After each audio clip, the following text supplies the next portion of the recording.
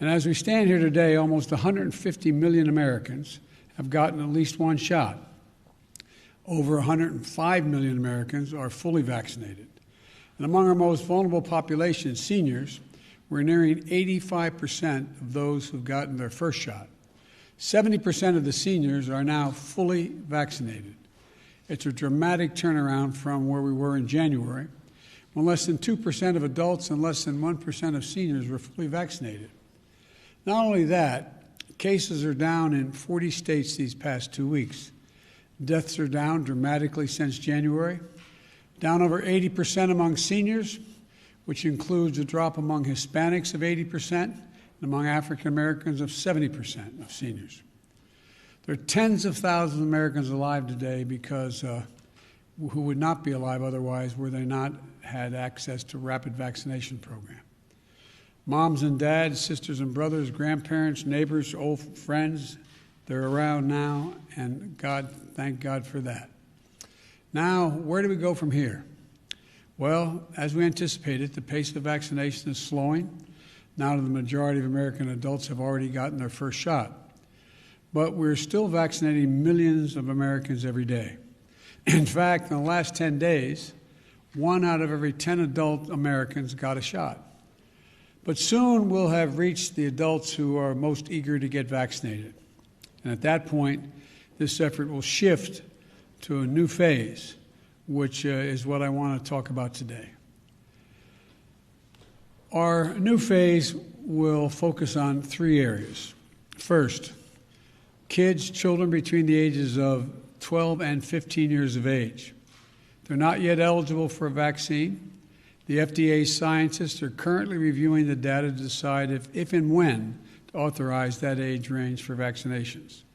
The FDA and the FDA alone will make that decision. But today, I want American parents to know that if that announcement comes, we are ready to move immediately move to make about 20,000 pharmacy sites across the country ready to vaccinate those adolescents as soon as the FDA grants its okay.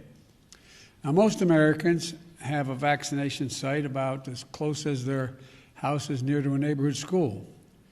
We're also going to slip vaccines directly to pediatricians, ship them to pediatricians during the following weeks, so parents and their children can talk to their family doctor about it and get the shot from a provider they trust the most.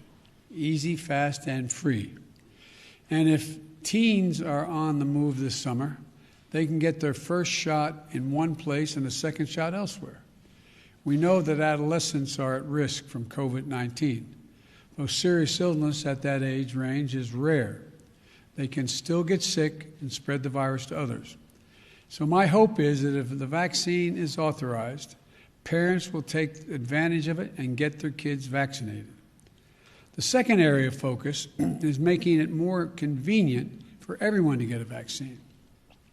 We know that many adults have not been vaccinated because they have found it too confusing or too difficult or too inconvenient to get a shot. So for those having trouble finding a location or making an appointment, we're going to make it easier than ever.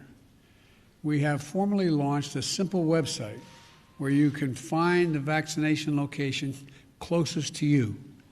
That site is vaccines.gov. Let me say it again, vaccines.gov.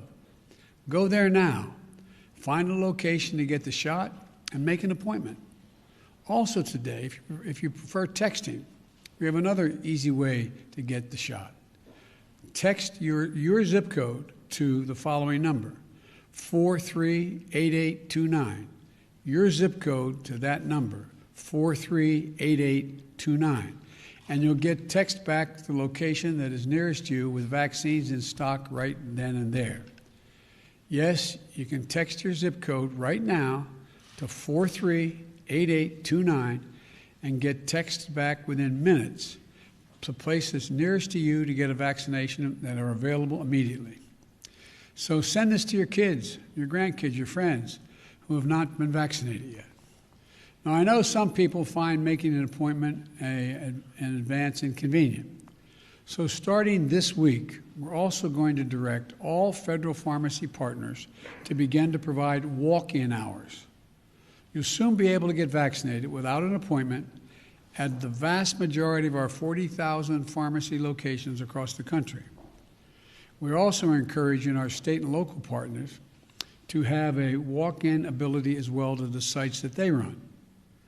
And beginning next week, we'll be shipping new allocations of vaccine to rural health clinics, getting more vaccines to more rural clinics so Americans who don't live near one of the 75,000 vaccination sites will have new options that may be closer than anything they thought. We know that vaccination rates are lower in rural areas, and that's why we're going to get vaccines closer than ever to rural residents.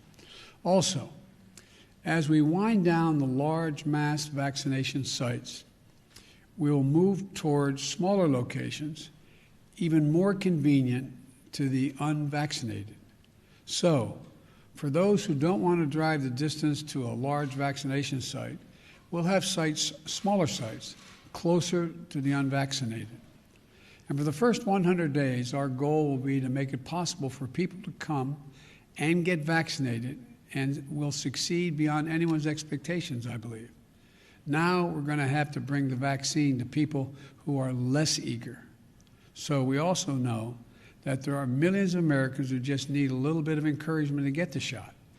I recently called on employers to do their part by offering paid time off for employees to get vaccinated and opening up a tax credit program that reimburses the businesses for the cost of giving the employee the time off to get vaccinated.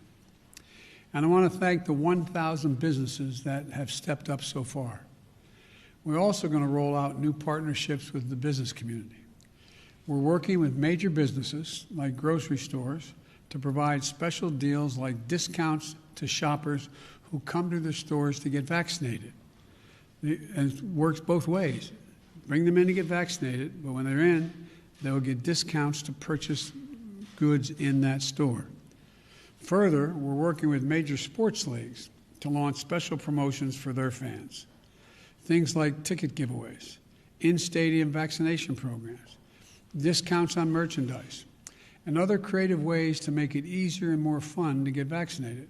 Now, I'm making it sound more fun to get vaccinated, but it doesn't hurt to get vaccinated. I'm not saying it's fun, but they'll be able to have other things available besides being protected from the virus.